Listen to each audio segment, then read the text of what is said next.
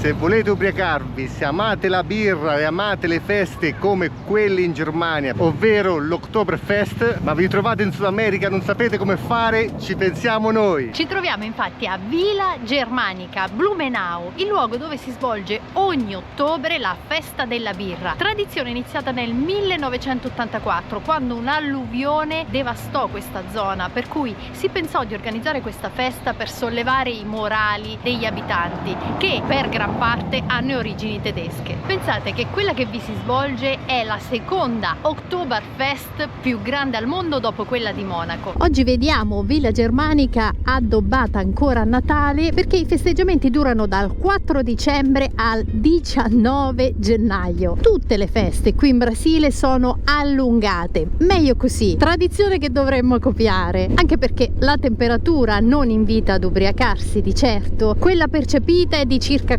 45 gradi con un'umidità del 200%. Stiamo stringendo i denti, anche semplicemente per fare un tratto di strada nella downtown. In questi contesti l'unica speranza è di non trovare il semaforo rosso, perché se ti fermi sei fritto. Fritto nel vero senso della parola, stiamo friggendo letteralmente. Siamo quasi al centro storico e al Museo Famiglia Colonial, un agglomerato di case della famiglia Blumenau, Hermann Blumenau, un chimico che insieme ad altri 18 tedeschi fondò appunto la città.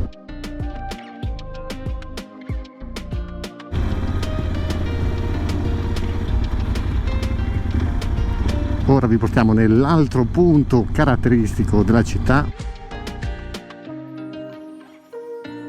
che dovrebbe essere la via parallela a questa, ma oggi è domenica e da quanto stiamo vedendo dovrebbe essere chiusa, perché ricordatevi, noi siamo sempre molto fortunati. Castelligno Avan dicono che sia tra le attrattive più fotografate di tutto il Brasile del Sud. Considerate che di notte ogni traliccio viene illuminato, magari se troviamo una foto nel web ve la condividiamo.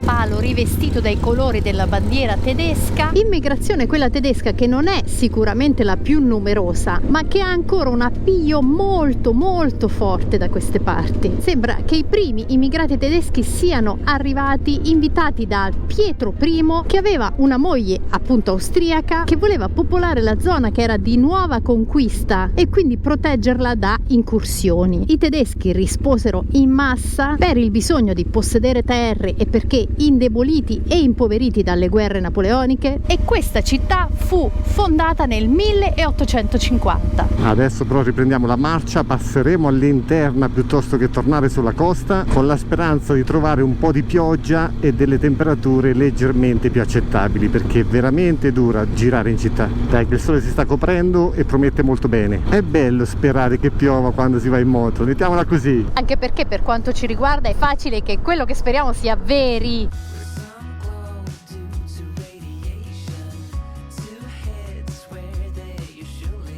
La strada di oggi in teoria dovrebbe essere tutta così, ovvero non abbiamo strade a scorrimento veloce, tantissimi dossi continui, perché si attraversano piccoli paesi tutti immersi in una vegetazione pazzesca. Con Sara stiamo dicendo nell'interfono: ma dove ci sta portando la Tenerona? Dove?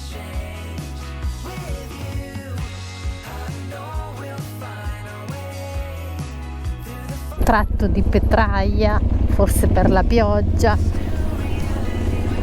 o forse perché devono migliorare l'asfalto. I fiumi sono imponenti, acqua celeste, limpidissima, onestamente sono affascinanti perché appunto di questo colore, immersi in questo contesto. Sì, ma poi c'è da dire che piove tantissimo, quindi l'acqua non può essere così pura. Qua proprio narcotraffico, quei film ambientati in Colombia, in Bolivia, dove la legge non esiste, ma esiste la legge del posto. Le domeniche brasileires. E come preventivato inizia a piovere. E ho talmente tanto caldo che non chiudo neanche le zip, però chiudo il casco. Capite la variabilità del meteo in queste zone? Magari fra 5 minuti esce il sole, ma il sole che picchia tanto forte. Mentre quando piove, piove forte. Che spettacolo, che spettacolo.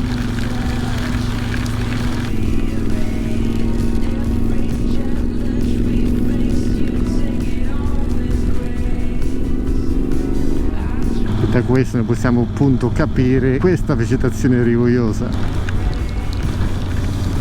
Il mix pioggia continua con sole forte, le piante esplodono. Qua addirittura con il sole il verde diventa talmente intenso, ma anche i colori dei fiori, è bellissimo. L'asfalto che fuma ovviamente.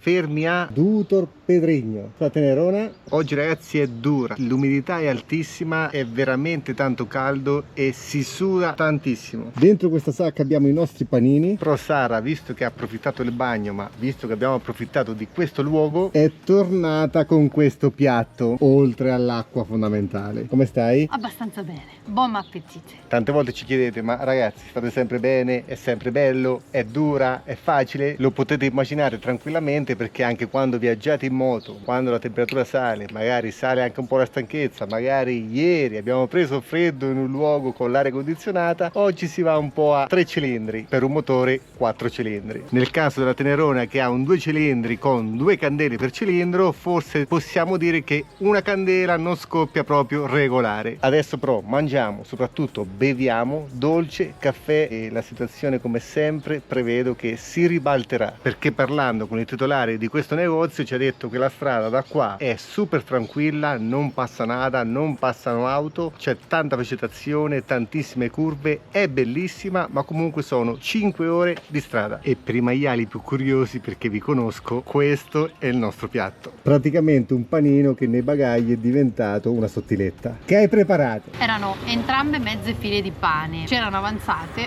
abbiamo provato. Quello che avanza purtroppo lo buttiamo. La verità è che non è avanzato nulla, perché ieri ho preventivato che bisognava avere qualcosa per la partenza, perché sempre pensare alla panza, oltre alla, scrivetelo nei commenti se avete coraggio. Ovviamente tutto spolverizzato, però adesso salite in sella con noi e soffrite il caldo con noi. Guardate la faccia della sofferenza. Resistere, mollare mai. Le ultime parole famose, vediamo poi questa sera come arriviamo. 299 km. Quindi vamos e godiamoci l'itinerario.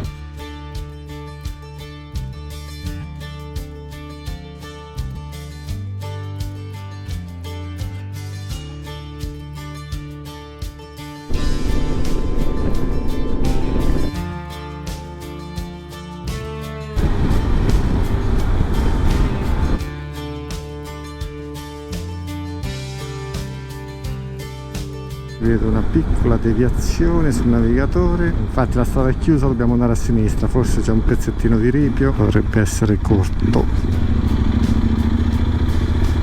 Ho messo un po' maluccio, però dai.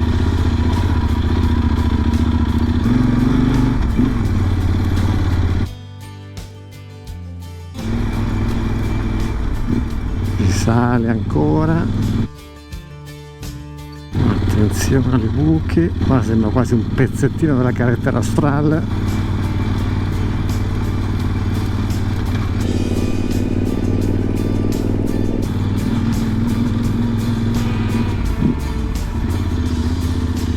E dopo circa un paio di chilometri dovremmo essere alla fine, perché vedo che all'incrocio in fondo dovremmo tornare sulla strada principale. E eccoci qua.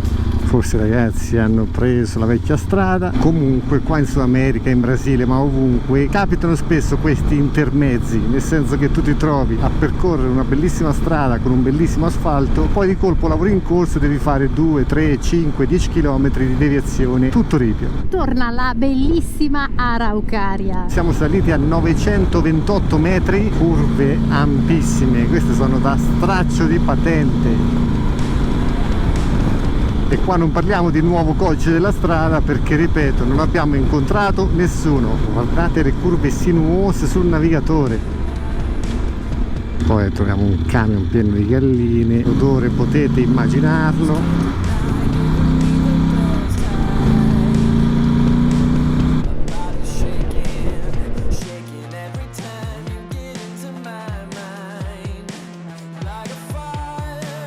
122 km all'arrivo, è uscito il sole, sono le 5:53 di pomeriggio, appena conclusa la premiere con voi. Per adesso lo possiamo urlare a gran voce: 250 km di curve. Guardate sulla sinistra che strada, praticamente dove passano i camion è sprofondata. Con il sole secondo me l'asfalto cede, si creano dei solchi dove assolutamente bisogna fare attenzione, soprattutto in moto. Ma oltre alle infinite curve, questo sarà il 100° paesino che abbiamo attraversato. Siamo a São Mateus do Sul, Ridente borgata brasiliana. Scherzi a parte, guardate che centro commerciale, neanche a Corridonia ce l'abbiamo.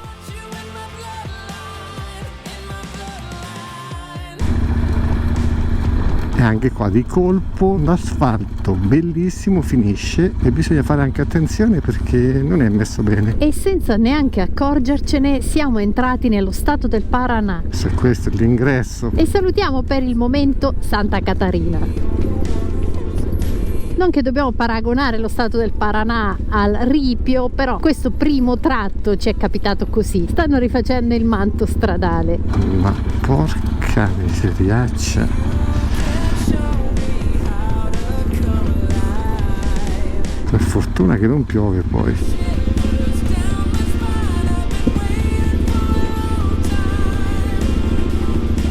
Qua vedo un incrocio, forse dai, dura pochissimo.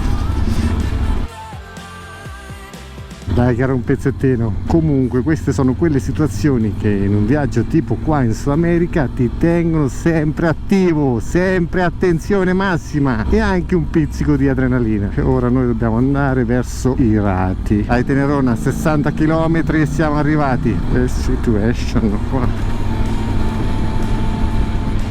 Ok.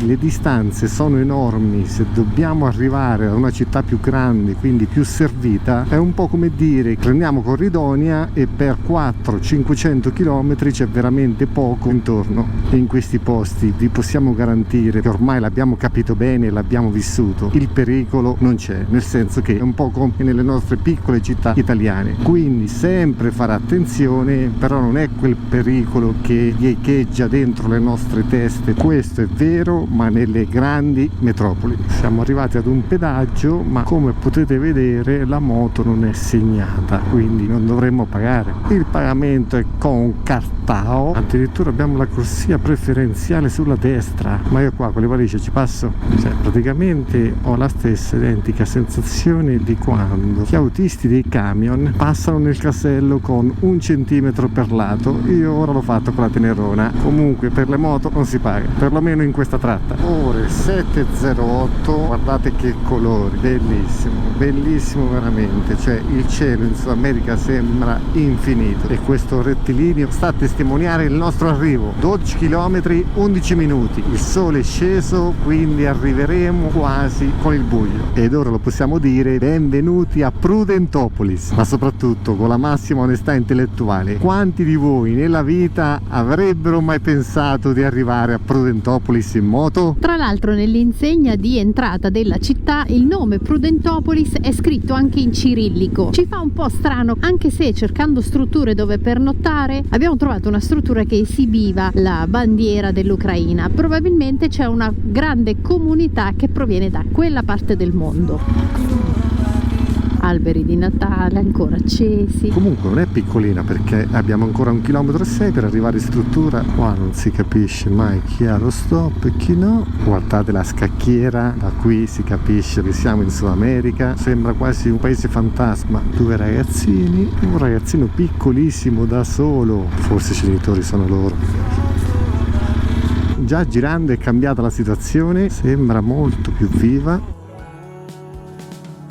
Sì, siamo entrati dalla periferia e c'era veramente poco movimento. E la miseria! Ah, c'è il mondo!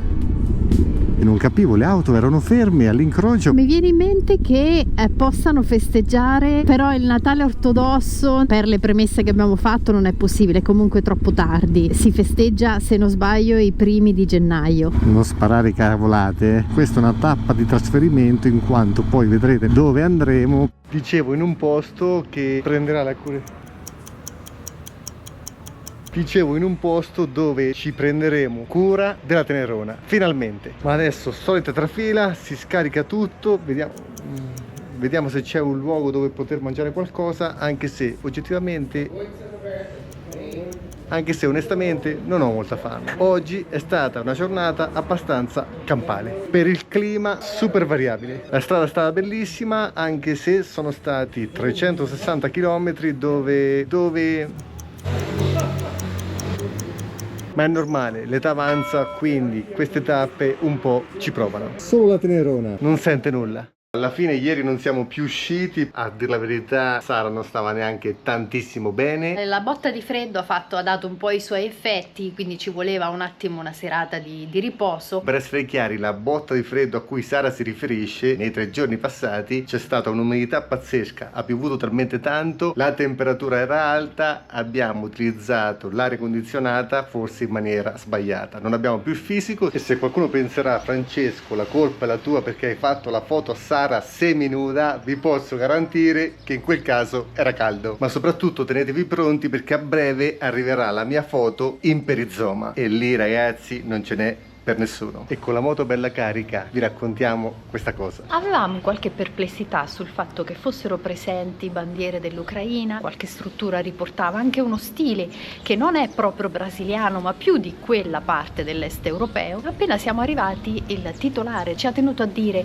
in questa zona troverete molti ucraini, vennero più di 100 anni fa, fine 800, probabilmente alcuni sono arrivati con l'istituzione dell'Unione Sovietica, e questi sono anni in cui questa zona ha accolto tantissimi ucraini, soprattutto donne e bambini, in seguito alla guerra. Noi abbiamo scelto questo posto come tappa intermedia per arrivare a Cascavelle e fare il tagliando alla Tenerona. Adesso però ripartiamo direzione Cascavelle, perché la Tenerona necessita di un tagliandone pazzesco. E con questa parola chiedo scusa al tipo che ha commentato dicendo: però diminuisci un po' la parola pazzesco di circa il 10% all'interno dei vostri video. Io invece continuo a correggerlo sul fatto di utilizzare il verbo necessitare, perché in spagnolo è necesito, necesitamos, in italiano è abbiamo bisogno, qui è precisamos. Imparate insieme a noi. Io invece penso che necessito di una moglie diversa, e non sto scherzando. E a questo punto io preciso di qualche commento a mio favore, por favor. Questa è la città delle tante chiese, come quella che stiamo vedendo ora e come quella che vediamo davanti a noi, entrambe in questo caso latine.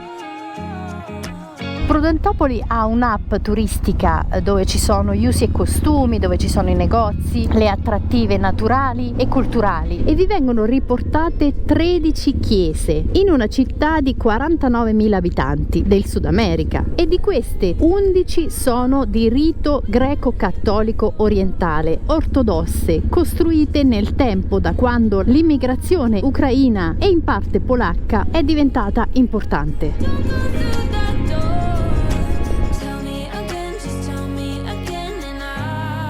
L'app si chiama App Prude, da Prudentopoli, è anche un buon insegnamento a livello turistico anche per l'intera Italia, che ha così tanto da mostrare ed è davvero un'app ben fatta. Se siete curiosi ve le lasciamo in sovraimpressione. Gli incroci sono un po' particolari, ma forse ci siamo.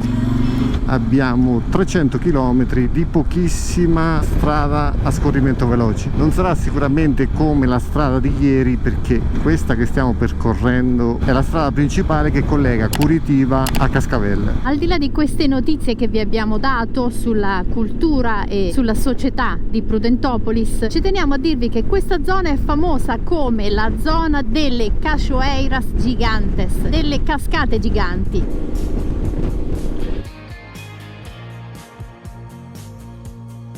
Qua ci sono un po' di lavori in corso, più che lavori in corso, che cosa è successo?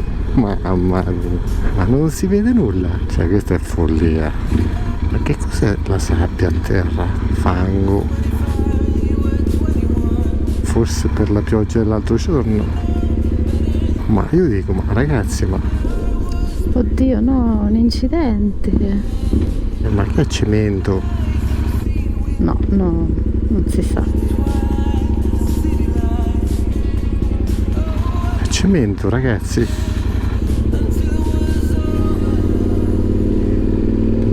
Povera Tenerona. Ah no, ecco il camion. Mamma mia. Ora ho capito perché Google mi segnava il tratto rosso e da quanto abbiamo visto sembra che non si sia fatto male nessuno. Per fare le cose fatte bene, dopo aver attraversato il cemento, che fai, non piove? Nel frattempo che parlo con voi sto chiudendo tutte le zip perché prevedo che a breve ci dovrebbe essere la tempesta perfetta. No, là c'è la fine del mondo, mentre di qua tutt'altra roba. Noi siamo in mezzo, ma bisogna rallentare. 80 km, velocità controllata elettronicamente. Infatti Google segnala un controllo ed ecco la camera. Non so se si percepisce dalla camera, ma si è abbassata anche la luce, quasi che si è fatto buio. Vabbè che dovevamo lavare la Tenerona, però diciamo che ci ha preso alla lettera. Che follia, sarebbe da cambiare i guanti, ma è talmente caldo che procediamo. Anche perché abbiamo iniziato un po' a impararlo questo meteo, nel senso che dovrebbe durare 20 minuti, un quarto d'ora. Addirittura tra poco esce il sole. Il sole ovviamente ha durato per 2 secondi, ma poi ragazzi parliamoci chiaro, se ci sono queste piante un motivo ci sarà.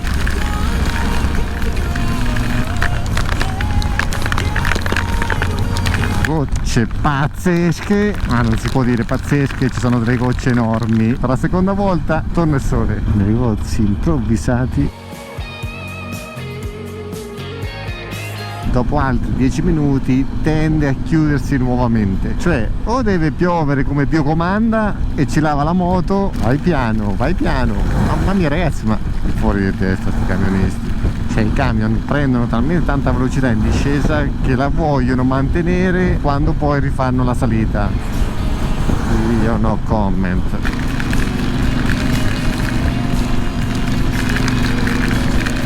Comunque ne approfitto per rispondere a delle domande tipo: Francesco, ma i guanti a volte non sembra che tengono? Per capire quanto deve tenere un guanto, fate la prova, indossate i guanti estivi, quindi non in Gore-Tex, per 2 secondi quando piove e capite bene la differenza di quanto un guanto in Gore-Tex deve proteggere. 16 km all'arrivo, forse arriveremo con il sole. Dai, ditelo voi. Giornata? Scrivetelo nei commenti. E benvenuti in una grande città. Con il sole contro non vedo una mazza.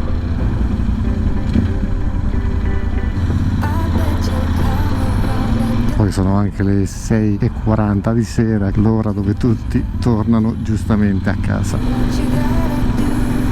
Non si capisce se abbiamo lo stop.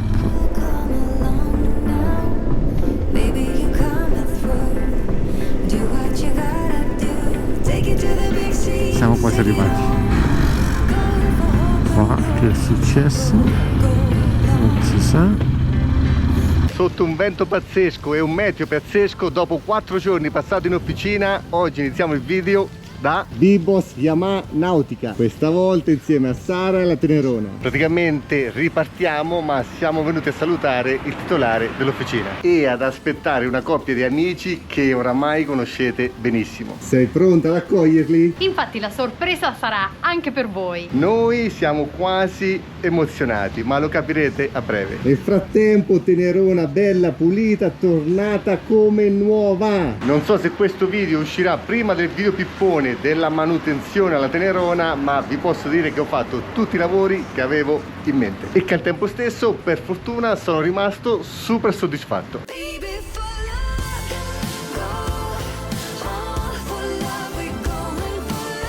Ora scrivete nei commenti chi si ricorda questa coppia. Ben arrivati! Ciao ragazzi! Vania, come stai? Direi che da Cepes a Cascavel ce n'è di strada da fare, ragazzi! Grandissima!